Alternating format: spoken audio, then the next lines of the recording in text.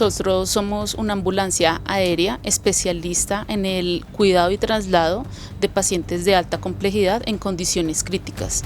Somos un grupo interdisciplinario compuesto por médicos especialistas, enfermeros profesionales y terapeutas respiratorios, todos con énfasis en cuidado crítico y con alta experiencia en este manejo.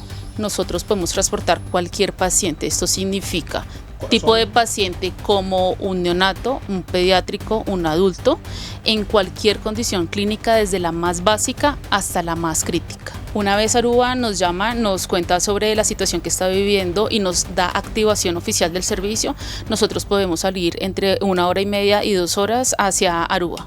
Nosotros tenemos 2 tipos de aeronaves, que es muy importante decirlo. Uno de ellos es Learjet 45, para que me entiendan en tiempo, tiene un tiempo de llegada a Aruba de 1 hora y media en vuelo, y tenemos Jetstream 32, de ellos tenemos 3 que tardan 2 horas y media en llegar a Aruba. Así que tenemos 4 aeronaves absolutamente dispuestas para atender cualquier emergencia que Aruba tenga en cualquier momento, 24/7.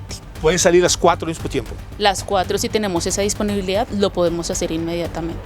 Nuestras aeronaves están dispuestas para llevar 1 o 2 pacientes en simultáneo. Para nosotros es supremamente importante que el paciente siempre viaje con un familiar, y hacemos casos excepcionales en los que pueden viajar hasta 2 acompañantes. Es un trabajo muy dinámico de una comunicación permanente en el que Zarpa siempre está en disposición de ayudarlos en cualquier situación o emergencia que se les presente.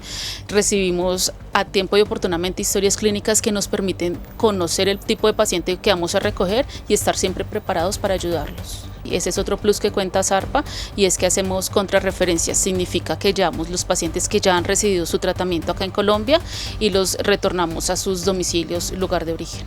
Realmente es un grupo muy integrado, completo, compacto, donde está a disposición no solamente quien directamente nos llama a decirnos que están en una emergencia, sino están los médicos que nos reciben, las ambulancias terrestres que nos transportan. Todo es un equipo muy sincronizado en pro de salvar la vida de ese paciente.